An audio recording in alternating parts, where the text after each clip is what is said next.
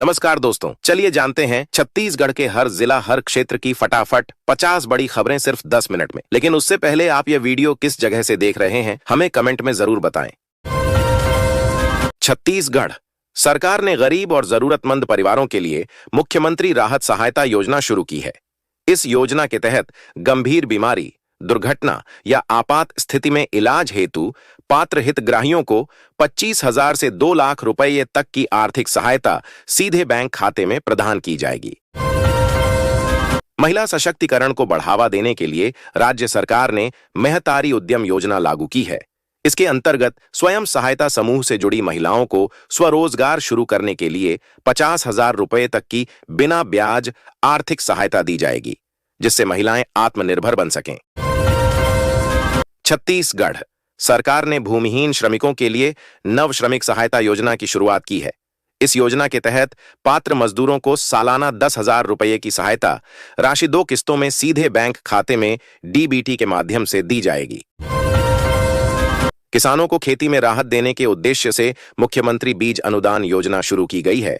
इसके तहत लघु और सीमांत किसानों को खरीफ फसल के लिए 8,000 रुपये तक का बीज अनुदान दिया जाएगा, जिससे खेती की लागत कम होगी।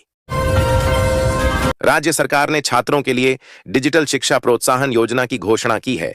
योजना के अंतर्गत 12वीं उत्तीर्ण मेधावी छात्रों को 15,000 रुपये की सहायता टैबलेट या लैपटॉप खरीदने के लिए प्रदान की जाएगी, जिससे डिजिटल पढ़ाई को बढ़ावा मिलेगा।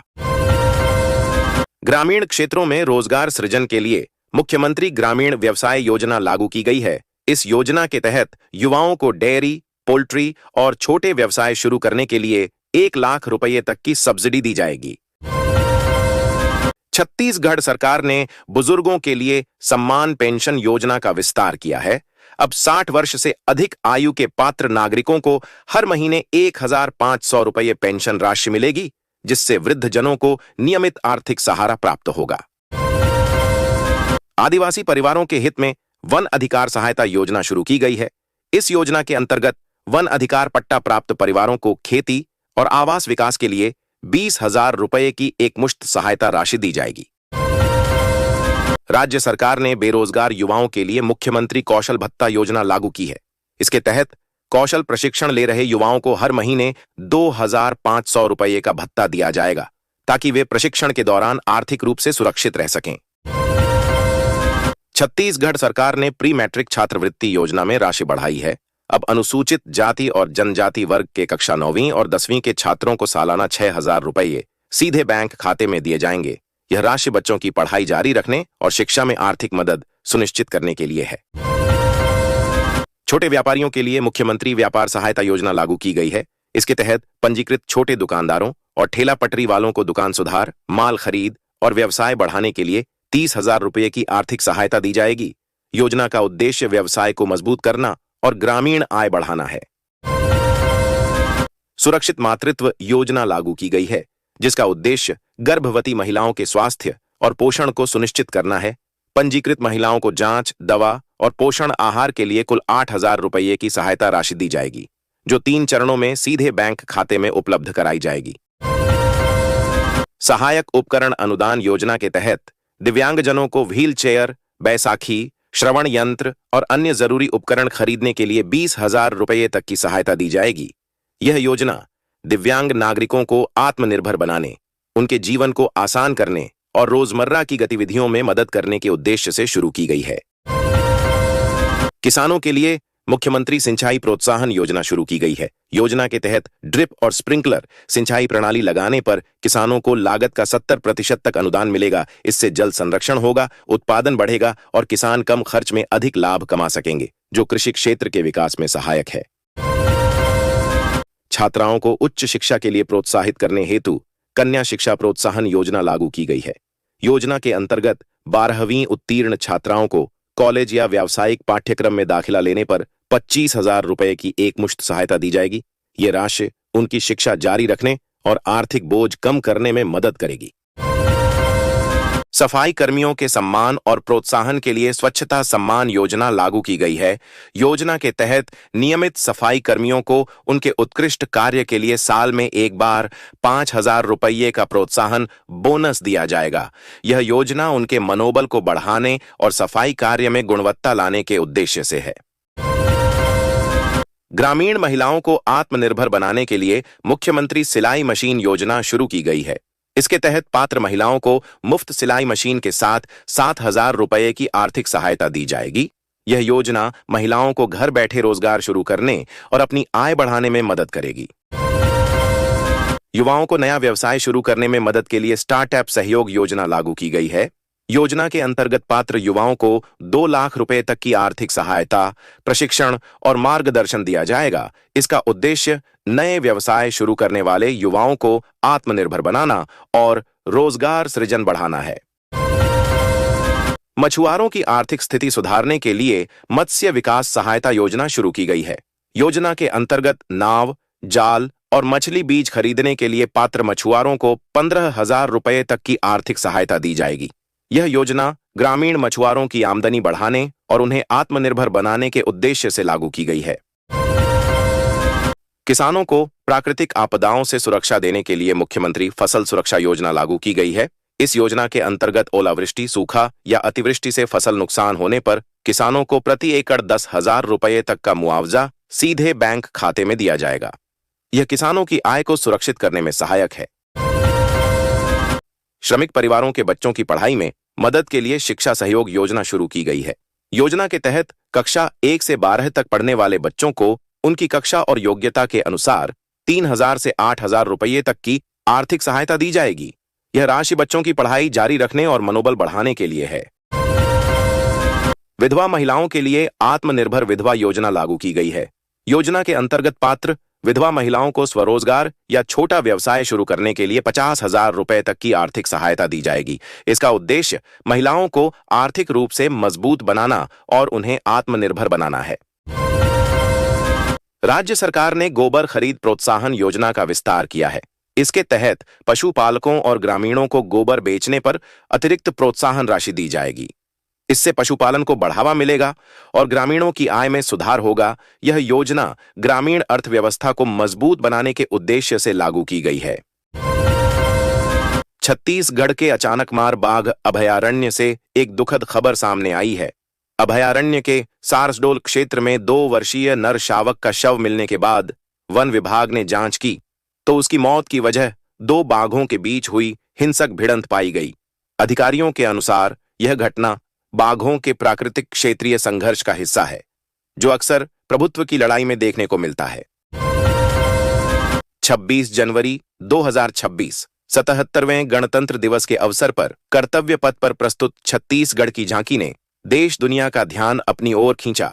स्वतंत्रता का मंत्र, वंदे मातरम थीम पर आधारित यह झांकी जनजातीय वीर नायकों को समर्पित देश के पहले डिजिटल संग्रहालय की गौरव गाथा को प्रभावशाली ढंग से प्रस्तुत करती नजर आई। छत्तीसगढ़ के धमतरी नक्सलवाद से मुक्त जिला बनने के बाद आज गणतंत्र दिवस पर एक ऐतिहासिक और भावुक दृश्य देखने को मिला। जहां कभी हिंसा और भय का माहौल था, आज वहीं शांति, विश्वास और पुनर्वास की तस्वीर सामने आई। 52 लाख रुपए के इनामी सरेंडर नक्सलियों ने खुले मंच पर गणतंत्र दिवस समारोह में शिरकत कर देश की मुख्यधारा में लौटने का संदेश दिया। केंद्रीय विद्यालय संगठन ने विशेष शिक्षकों की भर्ती का ऐलान किया है। देश भर के केंद्रीय विद्यालयों में कुल 987 पदों पर नियुक्ति होगी। इनमें टीजीटी विशेष शिक्षक के 493 और पीआरटी विशेष शिक्षक के 494 पद शामिल हैं। ऑनलाइन आवेदन फरवरी 2026 से शुरू होने की संभावना है। छत्तीसगढ़ के बस्तर क्षेत्र में आज लोकतंत्र का एक लंबे समय से इंतजार किया जा रहा जश्न देखने को मिला। यह इलाका दशकों तक वामपंथी उग्रवाद की चपेट में रहा था। एक ऐतिहासिक पल में बीजापुर, नारायणपुर और सुकमा जिलों के 47 गांवों ने 26 जनवरी को पहली बार गणतंत्र दिवस मनाया। यहां पहले कभी राष्ट्रीय पर्व नहीं मनाया गया था। यह अवसर बस्तर में लोकतांत्रिक व्यवस्था की बहाली की दिशा में एक बड़ा कदम माना जा रहा है। 77वां गणतंत्र दिवस समारोह दुर्ग जिले में पूरे हर्षोल्लास के साथ मनाया गया। मुख्य अतिथि केंद्रीय आवासन एवं शहरी कार्य राज्य मंत्री तोखन साहू ने दुर्ग के रविशंकर स्टेडियम में आयोजित गणतंत्र दिवस के मुख्य समारोह में ध्वज फहराकर परेड की सलामी ली। छत्तीसगढ़ में सोमवार को 77वां गणतंत्र दिवस उत्साह के साथ मनाया गया। मुख्यमंत्री विष्णुदेव साय ने बिलासपुर में ध्वज फहराया। उन्होंने कहा कि सुरक्षा अभियानों और पुनर्वास योजनाओं से माओवाद कमजोर हुआ है और मार्च 2026 तक राज्य को माओवाद मुक्त बनाया जाएगा। कभी नक्सल हिंसा, डर और पिछड़ेपन के लिए पहचाने जाने वाले बस्तर में अब बदलाव की नई तस्वीर दिख रही है। मुख्यमंत्री विष्णुदेव साय के नेतृत्व में सरकार ने सुरक्षा, संवाद और विकास की संतुलित नीति अपनाई है, जिससे बस्तर लोकतंत्र, विश्वास और विकास की दिशा में लगातार आगे बढ़ रहा है। मध्य प्रदेश, छत्तीसगढ़ के नंबर 1 न्यूज चैनल IBC 24 मीडियाप्लेक्स में गणतंत्र दिवस धूमधाम से मनाया गया। इस अवसर पर IBC 24 के डायरेक्टर दिनेश गोयल ने तिरंगा फहराया। इस दौरान COO Vivek Parakh, editor in chief Ravikant Mittal, managing editor Parmendra Mohan और विश्वेश ठाकरे समेत सभी विभागों के प्रमुख और सभी कर्मचारी मौजूद रहे। छत्तीसगढ़ का बरसों पुराना सपना आज साकार हो गया है। चित्रोत्पला फिल्म सिटी तथा tribal and cultural convention centre के निर्माण से फिल्म निर्माण के क्षेत्र में छत्तीसगढ़ को देश और दुनिया में एक नई पहचान मिलेगी। केंद्र सरकार द्वारा वर्ष 2026 के प्रतिष्ठित पद्म पुरस्कारों की घोषणा कर दी गई है। छत्तीसगढ़ के लिए यह अत्यंत गौरवपूर्ण का क्षण है कि राज्य की 3 विशिष्ट हस्तियों का चयन पद्म सम्मान हेतु किया गया है। छत्तीसगढ़ के बीजापुर जिले में नक्सल गतिविधियों ने चिंता बढ़ा दी है। करेगुट्टा हिल्स इलाके में हुए कई विस्फोटों में 11 सुरक्षाकर्मी घायल हो गए। सभी जवानों की हालत स्थिर है और उन्हें बेहतर इलाज के लिए रायपुर एयरलिफ्ट किया गया है।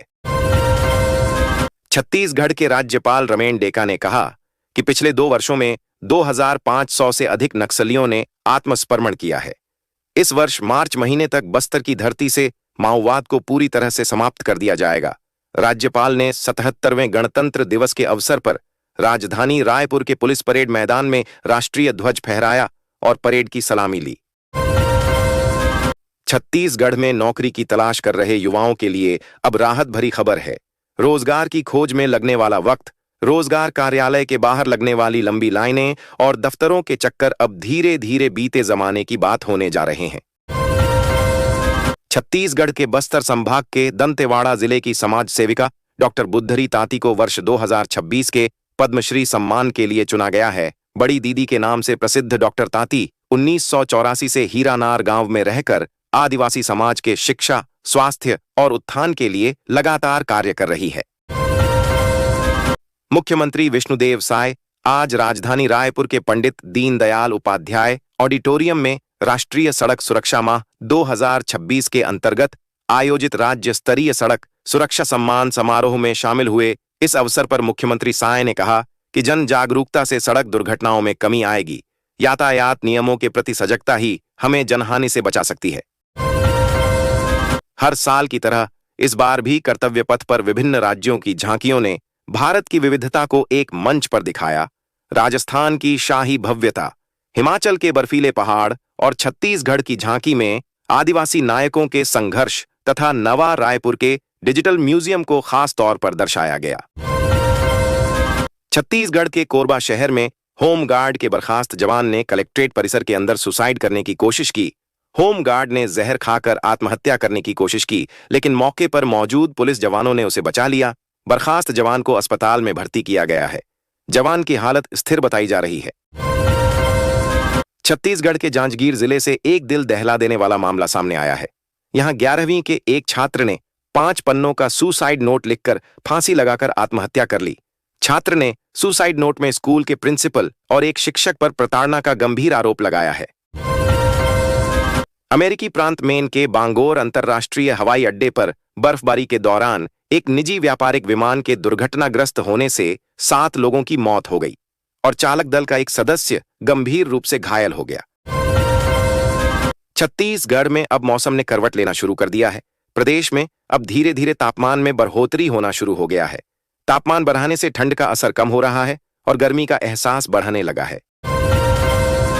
गणतंत्र दिवस की पूर्व संध्या पर छत्तीसगढ़ के बीजापुर में माओवादी विरोधी अभियान के दौरान हुए 6 आईईडी विस्फोटों में 11 सुरक्षाकर्मी घायल हो गए। रविवार को बीजापुर जिले में माओवादियों द्वारा लगाए गए कई प्रेशर बमों में हुए विस्फोट में 11 सुरक्षाकर्मी घायल हो गए, जिन्हें इलाज के लिए एयरलिफ्ट कर रायपुर ले जाया गया। छत्तीसगढ़ सरकार ने ऑटो और ई रिक्शा चालकों के लिए परिवहन सहायता योजना लागू की है। इसके तहत पंजीकृत चालकों को वाहन मरम्मत, बीमा नवीनीकरण और रखरखाव के लिए 10,000 रुपये की आर्थिक सहायता दी जाएगी। योजना का उद्देश्य परिवहन कर्मियों की आय में सुधार और रोजगार सृजन को बढ़ावा देना है।